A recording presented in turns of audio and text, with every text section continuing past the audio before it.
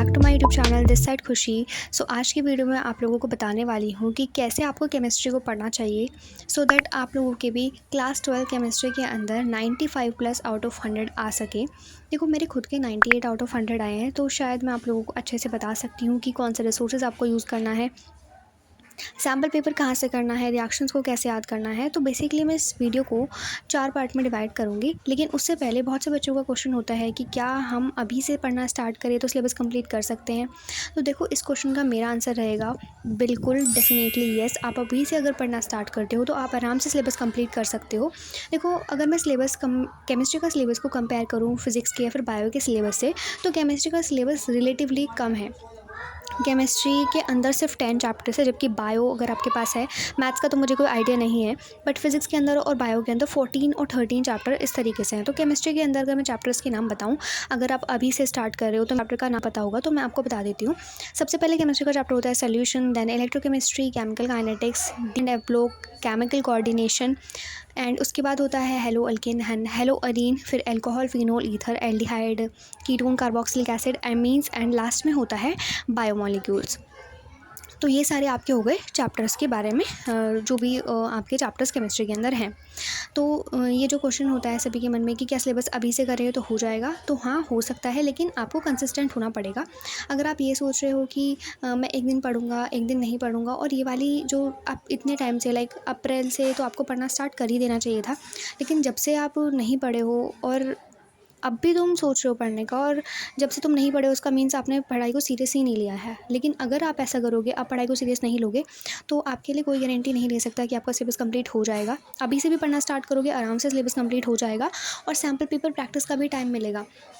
लेकिन फिर से बता रही हूँ, शर्त यही है कि आपको कंसिस्टेंट रहना पड़ेगा, हर दिन पढ़ना पड़ेगा। ज़रूरी नहीं है कि आप एक दिन में एक पूरा चैप्टर कंप्लीट कर लो, कोई बात नहीं, आप एक दिन में हाफ चैप्टर या जिस तरीके से भी आपको अच्छा लगता है कि आप पहले थोड़ा पार्ट देखते हो फिर आप ये चीज़ करते हो, आपकी मर्ज़ी है। लेकिन एक चैप्टर को कंप्लीट तभी माना जाएगा जब आपने उस चैप्टर को पूरा का पूरा पढ़ लिया है, उस चैप्टर के आपने क्वेश्चन प्रैक्टिस कर ली है। और अब सेकंड क्वेश्चन यही आएगा कि क्वेश्चन प्रैक्टिस करनी कहाँ से है, वो मैं आपको बताऊँगी, लेकिन ये जो प्लान मैं आपको बता रही हूँ वो जुलाई से बता रही हूँ। अब देखो बीच में मैं आपको एक चीज़ बता देती हूँ कि अगर आपको केमिस्ट्री की सारी रिएक्शंस एक जगह पर लिखी हुई चाहिए, या फिर आपको सारे के सारे फॉर्मूलाज और जो भी ग्राफ्स होते हैं फिजिकल केमिस्ट्री के, ये सब चीज़ें चाहिए, तो मैंने खुद के नोट्स बनाए हैं, मैं वो सब आपको शेयर कर सकती हूँ इसी चैनल के कम्युनिटी पोस्ट पर। आपको चेक करना, वहाँ पर मिल जाएंगे, मैं कुछ टाइम बाद वहाँ पर अपलोड कर दूँगी। अब देखो सेकेंड क्वेश्चन है कि आपको रिएक्शंस याद नहीं हो रही हैं, यही है कि रिएक्शन याद नहीं हो रही है, इसलिए आपको एक जगह पर लिखी होनी चाहिए। तो रिएक्शन याद करने का क्या तरीका होता है, देखो मैं अपनी बात बताऊँ तो मुझे भी खुद रिएक्शन याद नहीं होती थी, एंड मैं ये सोचती थी कि मुझे रिएक्शन याद नहीं होंगी तो मैं क्या करूँ, और मैं ऐसा लगता था मुझे कि केमिस्ट्री में तो मैं कभी अच्छा स्कोर कर ही नहीं सकती हूँ। लेकिन ऐसा नहीं होता है। अगर आपको स्टार्टिंग में रिएक्शन याद नहीं हो रही है, इसका मतलब ये नहीं है कि आपको याद ही नहीं होंगी, इसका मतलब ये है कि आपका याद करने का तरीका गलत है। आप क्या करते हो, आप कॉपी लेके बैठ जाते हो एंड उसको सिर्फ पढ़ना स्टार्ट कर देते हो। देखो कभी भी आप फर्स्ट टाइम में पढ़ के सिर्फ याद नहीं कर सकते हो, आपको लिख के देखना ही पड़ता है। मेरी दीदी ने मुझे सजेस्ट किया था कि मैंने उनसे बोला कि मुझे रिएक्शन याद नहीं हो रही, तो शी वाज लाइक कि तुम लिख लिख करके प्रैक्टिस करो, तुम्हें रिएक्शन याद हो जाएंगी।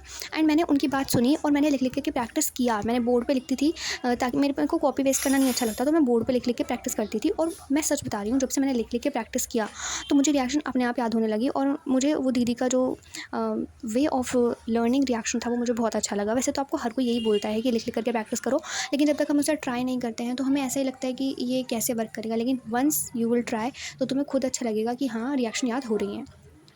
चलो रिएक्शन का भी हो गया, लेकिन लिख लिख के प्रैक्टिस करो, अपने आप हो जाएगा। मैं लास्ट में भी यही बोल रही हूँ। अब क्वेश्चन प्रैक्टिस की बात आती है, क्वेश्चन प्रैक्टिस कहाँ से करना है। देखो क्वेश्चन प्रैक्टिस करने के लिए तुम्हें कोई भी क्वेश्चन बैंक की ज़रूरत बिल्कुल भी नहीं है। सच में यूट्यूब पे इतना कंटेंट है कि आपको किसी और चीज़ की रिक्वायरमेंट होती नहीं है। आप यूट्यूब पे लेक्चर्स देखोगे, उसके अंदर जो क्वेश्चंस कराए जाते हैं उन्हें करोगे तो it is more than enough. मैंने खुद क्वेश्चन बैंक खरीद लिया था, और वो भी लास्ट के टाइम पे खरीदा था, तो मुझे वो कंप्लीट ही नहीं हो पाया। मैं उस क्वेश्चन बैंक को जब भी देखती थी तो मुझे रिग्रेट होता था, और ऐसा लगता था कि मैं इसे कर ही नहीं रही हूँ, मैं क्या करूँ अब। मैं उसे कंप्लीट ही नहीं कर पा रही थी। लेकिन मैं यूट्यूब से काफ़ी क्वेश्चन प्रैक्टिस कर लेती थी, इस वजह से मेरे अच्छे मार्क्स आए। तो मैं भी आपसे बोलूँगी, अगर आप क्वेश्चन प्रैक्टिस के लिए कोई क्वेश्चन बैंक लेने का सोच रहे हो, तो अगर आप ऐसे हो कि आपको फ़ोन में नहीं देखना है तो आप ले सकते हो, वरना अगर आप यूट्यूब से पढ़ना पसंद करते हो तो आप यूट्यूब से करोगे तो it is more than enough. और बहुत अच्छे से काम करते हैं, बहुत अच्छे अच्छे क्वेश्चंस पढ़ाए जाते हैं यूट्यूब पे, तो इट इज़ नाउ मैं आप लोगों से बोल रही हूँ कि यूट्यूब से क्वेश्चन प्रैक्टिस करना। कौन कौन से यूट्यूब चैनल्स आपको फॉलो करने हैं वो मैं आपको बता देती हूँ। लाइक ये यूट्यूब चैनल्स तो आपके फ़ोन में होने ही चाहिए केमिस्ट्री के लिए। लाइक बेसिकली 2 चैनल्स हैं जो कि मैंने फ़ॉलो करे हैं। सबसे पहला है भरत पांचाल सर का चैनल, जो कि बहुत अच्छी केमिस्ट्री पढ़ाते हैं। अगर आप वेरी फर्स्ट टाइम केमिस्ट्री पढ़ रहे हो तो इनसे पढ़ना ज़रूरी है। ज़रूरी नहीं मतलब ऐसा नहीं है कि बिल्कुल उन्हीं से पढ़ो, बट मेरे अकॉर्डिंग तो आपको इनसे पढ़ना ही चाहिए। एंड सेकंड टीचर जो मैं फ़ॉलो करती थी केमिस्ट्री के लिए वो थी अड्डा 247 की Ayushi ma'am. She is best. Like मुझे इनसे पढ़ना ना बहुत ज़्यादा पसंद है। और पेपर के जो गैप डेज़ होते हैं ना, तो उसके अंदर भी मैंने इन्हीं मैम से पढ़ा था। लाइक आयुषी मैम से अड्डा 247 पे जो पढ़ाती हैं, उन्हीं से ही मैंने पढ़ा था। और इनका प्लानर ना काफ़ी अच्छा होता है। लाइक ये ऐसा है कि अगर आप इनके ऊपर छोड़ दे रहे हो ना, तो मैम हर कुछ कराती हैं। मतलब ओवरऑल जो एक स्टूडेंट अपने पर्सपेक्टिव से सोचता है ना कि ये कंप्लीट करना है, मैम उसे ऑलरेडी अपने प्लानर में ऐड कर रखी होती हैं। अब मैं बात करती हूँ कि आप पहली बार चैप्टर पढ़ रहे हो, कोई भी चैप्टर का आइडिया नहीं है, तो आप भरत पांचाल सर के लेक्चर्स देख सकते हो। एंड अगर आप का रिविज़न करना चाहते हो तो आयुषी मैम इज़ बेस्ट।